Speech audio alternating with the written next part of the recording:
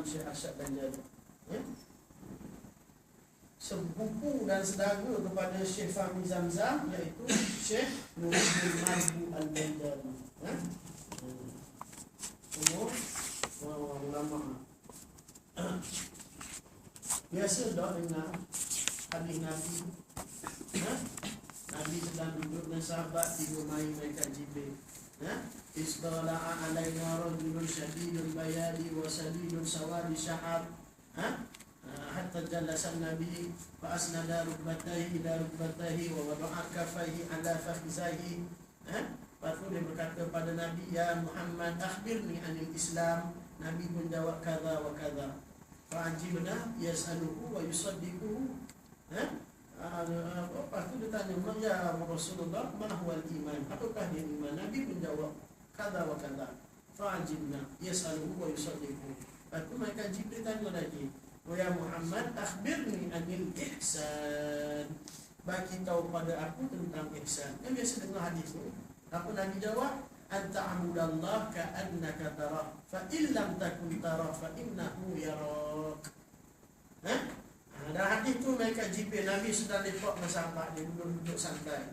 Tiba-tiba datang seorang lelaki. Hadis ini termaktub dalam kitab Arba'in Nawawi, 40 hadis Imam Nawawi, hadis nombor 2. Dia datang seorang lelaki. Dan menyerupai seorang lelaki yang cukup handsome. Jambang dia, rambut dia hitam sangat. Baju dia putih bersih. Tak la yura alaihi atharun safar. Tak nampak pada dia kesan-kesan musafir. Wala ya'rifuhu minna ahadun. Dan di antara kami sahabat-sahabat tak kenal dia. Bila sahabat tak kenal dia, maknanya dia bukan orang kota Mekah, bukan orang kota Madinah. Kalau dia orang Mekah Madinah, sahabat kenal. Tapi dia la ya'rifu minna ahadun. Di antara kami tak ada seorang pun kenal. Maknanya dia orang jauh.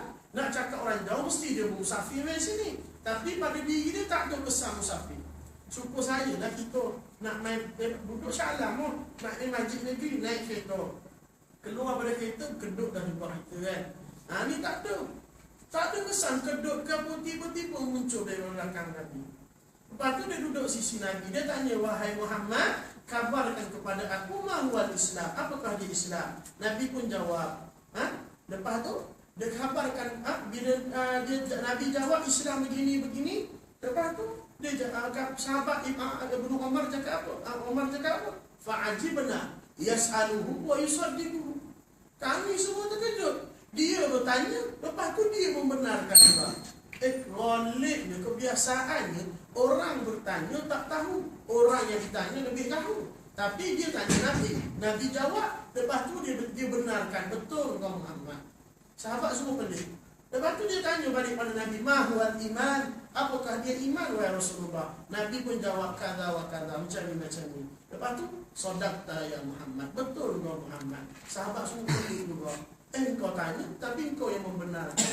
Patutnya orang yang bertanya tak tahu, orang yang ditanya lebih tahu. Lepas tu dia tanya kat Nabi, apakah dia ihsan? Nabi jawab, anta'budallah ka'annaka tarah, fa illam takun tarah fa innahu yarak. Hendaklah kamu beribadah kepada Allah seolah-olah kamu berasa melihat Allah Ta'ala. Kalau kamu tak dapat nak rasa melihat Allah Ta'ala, yakinlah Allah Ta'ala melihat kamu. Ini hakikat tasawuf. Ini hakikat ihsan. Iaitu kita beribadah seolah-olah kita berasa melihat Allah Ta'ala. Kalau tak dapat nak timbul ke perasaan melihat Allah Ta'ala, yakinlah Allah Ta'ala melihat kita. Saya cakap tadi, kalau ngaji tasawuf tanpa guru, ataupun ngaji terjun Nabi dan tasawuf sebelum mahir ilmu tauhid, sebelum mahir ilmu fiqh, maka takut bertukar hakikat tasawuf dan tauhid. Bertukar macam mana? Hadis Nabi tadi, Nabi sebut hendaklah kamu beribadah kepada Allah seolah-olah kamu merasa melihat Allah Ta'ala. Ini tasawuf. Kalau tak dapat nak rasa lihat Allah Ta'ala, yakinlah Allah Ta'ala melihat kamu. Ini tauhid. Kalau ngaji tak guru, tukar. Bertukar macam mana? Beribadahlah kamu kepada Allah seyakin-yakinnya kamu melihat Allah Ta'ala. Kalau tak dapat nak yakin melihat Allah Ta'ala, rasailah Allah Ta'ala melihat kamu. Betul ke begitu? Salah. Kita melihat Allah Ta'ala rasa tu tasawuf. Tak boleh nak yakin lihat Allah Ta'ala.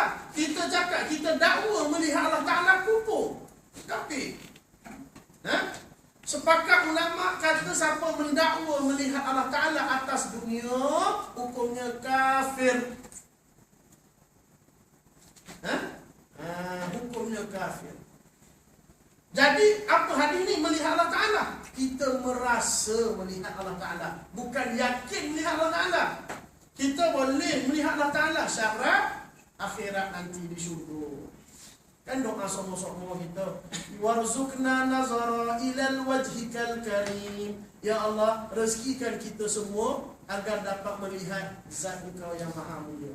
Dan doa masa supaya kita bila di syurga nanti dapat melihat Allah Ta'ala. Dan kalau kamu tak dapat nak yakin melihat Allah Ta'ala, rasailah bahawa Allah Ta'ala melihat kamu. Allah Ta'ala melihat kita bukan kena rasa, yakin sungguh Allah Ta'ala melihat kita. Jadi bila bertukar hakikat, jatuh kupu kat situ. Jelas? Itu tasawuf. Cukup bahaya bagi bukan ahlinya. Kalau dah ahlinya, inilah tanda kejayaan. Dia umpama berenang. Kalau selagi tak pandai berenang, jangan nak cuba lautan dalam. Kalau biasa berenang untuk tepi-tepi birai tu, main dekat kolam, main dekat kolam awal seminggu tu, tak janganlah nak test kat lautan dalam. Dan kalau berenang juga mampu dalam tu. Jadi gitu kat tasawuf. Jalan yang penuh begitu. Jadi jangan kita mudah tertipu dengan tasawuf. Maksudnya tanpa bila jahil. Imam Malik sebut apa? Man tasawwafa wa la tafaqaha tazandaqa. Barang siapa bertasawuf tapi tanpa bersyariat, tak kenal tauhid, tak kenal fiqh, tazandaqa, maka dia zindik. Zindik apa? Takbir agama. Wa man tafaqaha wa la tasawwafa tafassaqa. Barang siapa yang bersyariat, ada fiqh, ada tauhid, tapi tidak bertasawuf, maka fasik. Lalu Imam Ghazali tutup dengan syairnya dengan apa? Wa man tasawwafa wa tafaqaha tahaqqaqa. Barang siapa bertasawuf dan bersyariat, maka dialah dipanggil muhaqqiq. Orang yang tetap pendiriannya, betul jalan. Lalu ditambah oleh guru saya Habib Omar, wa man tasawwafa wa tafaqaha wa tahaqqaqa fahuwa tafawwaqa. Barang siapa bertasawuf dan bersyariat dan yang seorang yang muhaqqiq, fahuwa tafawwaqa, maka dia akan dinaikkan martabatnya kepada Allah Taala. Jadi tauhid, fiqh, tasawuf tak boleh pisah. Sono ngaji tasawuf. Sono dulu tasawuf ada kitab-kitab wajib dia. Bermula kita dengan kitab Bidayatul Hidayah, Penawar Bagi Hati, Minhajul Abidin, Umdatus Salik, Sirus Salikin. Itu kitab-kitab yang wajib. Ada pun kitab-kitab yang besar tak wajib bagi kita. Mengaji ni lagi wajib. Biar kita mantap sungguh akidah, mantap sungguh fiqh, maka baru kita ngaji kitab besar-besar. Ala-ala mengaji biar sampai kitab besar. Tu kitab lagi kitab Arab, kitab Jawi tu ulama Melayu tu hebat-hebat. Kitab Martabat 7. Allah Akbar. Kitab Martabat 7 untuk pada semua. Saya ngaji dulu Martabat 7 pukul 12 malam dengan arwah guru saya. Ngaji saya duduk belakang tiang. Sebab waktu ngaji tu semua nangis. Kita muda lagi, orang muda payah nak nangis. Jadi kita nak gelak kita kena duduk belakang tiang. Duduk tengok nak nangis kan. Untuk saya faham tasawuf. Bila sebelum ngaji dengan kawan ini, jangan ngaji dengan saya. Bubur kalau saya ngajar tasawuf. Mana saya suruh orang solat duha, saya tak solat. Nak ngaji tasawuf nanti saya suruh orang qiyamul lail, saya tak bangun qiyamul lail. Nak suruh puasa Isnin Khamis, saya tak puasa Isnin Khamis. Jadi bohong kalau ngaji tak sama dengan saya. Ngaji dengan bulan orang tu yang beramal dengan ilmu. Itu yang sampai ke dalam hati. Untuk mutasawuf banyak agak dulu. Sekarang ni kalau Kelantan masyhurnya tuan Jumaat, Pok Sumit orang panggil, Pok Sumit Gunung. Dekat kat Jelawat sana. Ada satu tempat nama gunung. Tu untuk mutasawuf. Dia dekat Kedah pun ada Pok Sumit juga. Pok Sumit Tembaga. Waktu untuk wali besar. Dekat Facebook ni banyak gambar dia dulu. Dia tak bagi orang kumpul gambar, ambil gambar dia. Ni banyak dah orang ambil gambar dia. Pok Sumit Gunung ni orang kampung. Dia saya pergi ziarah. Pergi ziarah dia, minum kat kedai kat kampung dia. Dia tanya daripada mana ni. Dia cakap tahu dah. Cakap daripada ziarah Pok Sumit. Siapa Pok Sumit tu? Itu orang kampung kita kenal dia. Sebab dia orang kampung ingat dia orang gila. Biasalah. Untuk mutasawuf sampai satu makam, dia sampai makam fana. Orang panggil dia orang gila. Padahal siapa gila? Dia ke gila, kita gila. Kita yang gila, dia tak gila. Gitu. Kalau dulu untuk mutasawuf banyak lagi. Salah seorang yang masyhur dah meninggal dah lebih kurang 2-3 tahun, Habib Ali Batu Pahat. Habib Ali Batu Pahat, masya-Allah, tabarakallah. Saya dah dia Al-Idrus tinggal dah 2-3 tahun. Segala ulama dunia datang Malaysia pasti akan singgah rumah Habib Ali. Kat Batu Pahat sana. Saya pun pergi ziarah kat Batu Pahat Habib Ali. Lepas tu pergi ziarah. Saya duduk lepas habis ziarah di rumah pocik saya. Pocik saya pun tanya, siapa tu Habib Ali tu? Ramai sangat pergi rumah tu.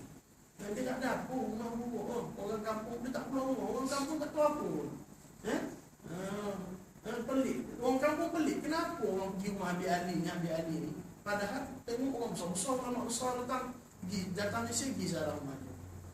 Dia biasa orang-orang begini, orang yang bukan ahli tak kenal dia. Biasalah emas pemata. Ahli dia yang kenal. Kalau kita jumpa pemata pidana pun tak pandang, kita tak kenal. Suka barang antik ataupun burung-burung. Pergi dalam kedai haiwan, my pet shop tengok nampak burung ni buat bodoh gitu. Cuba kalau kaki burung. Allah asyik. Dia kenal burung tu. Dia tengok burung tu, ekor dia lentik habis ni. Kita tak kenal, jadi kita tengok gitu lah. Tapi orang ahli burung, ni mahal ni. Sebab ekor dia bercantum dengan dunia. Jadi dia tahu. Ahli dia. Tu sebut sedikit lah tentang tasawuf.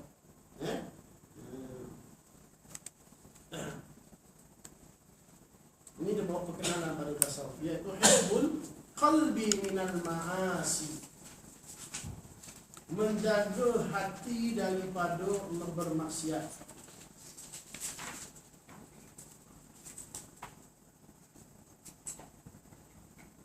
Kalau saya larat, saya habiskan ada di bab ni, habiskan kitab.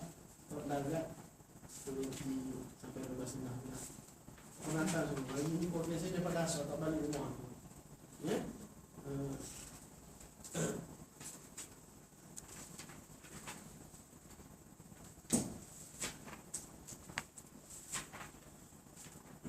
Menjaga hati, hifzul qalbi, menjaga hifz ini, menjaga qalbi ini hati.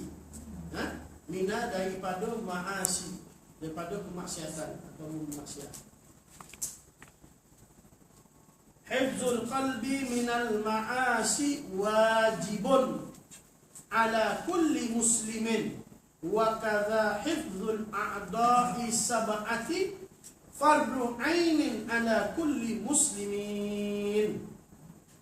Menjaga hati daripada bermaksiat, minal ma'asi, daripada bermaksiat, wajibun adalah wajib, ala kulli muslimin, bagi tiap-tiap orang Islam.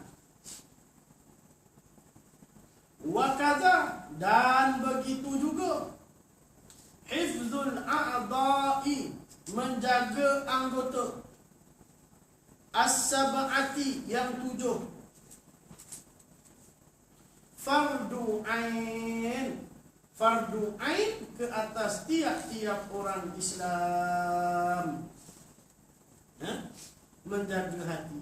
Apakah maksud hati? Hati ni wa huwa lahmu sanbari ayu daqiq min asfal al-ghalid min a'la thabat fil janib al-aysar min as-sadr wal murad huna al-latifah zabaniyah allati hiya mahal nazar Allah Ta'ala. Hati-hati ni membawa arti satu ketulan daging yang lembut, yang berada di bahagian dalam sekali, yang terletaknya di belah kiri daripada dada kita. Yang di sinilah merupakan tempat pandangan Allah Subhanahu wa Ta'ala terhadap hamba-Nya. Kalau dalam pesawat panggil kotak hitam, nak panggil nak cek cuba keadaan pesawat, cek kotak hitam dia. Itulah juga dalam hati kita. Ibarat ini adalah kotak hitam kita, tapi nama saja kotak hitam, hati jangan bagi hitam.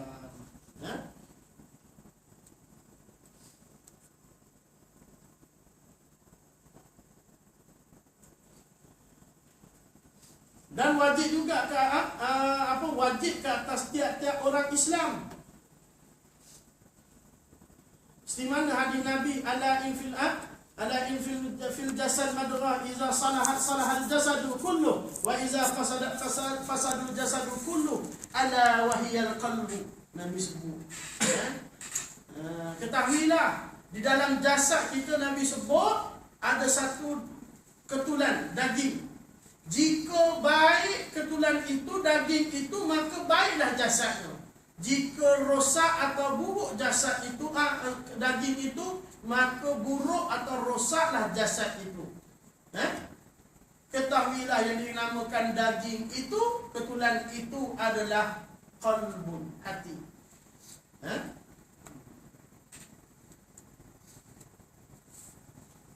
Kolbu ni kalau terjemah ikut huruf dia membawa erti yang diterbalik. La yusamma qalbu illa daiman muqallab. Tidak dinamakan hati melainkan yang sentiasa berbolak-balik.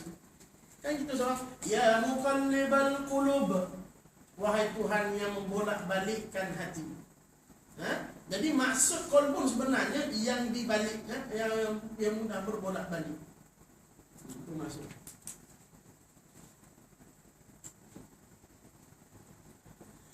Dan gitu juga menjaga anggota 7 adalah fardu ain ke atas kita umat Islam.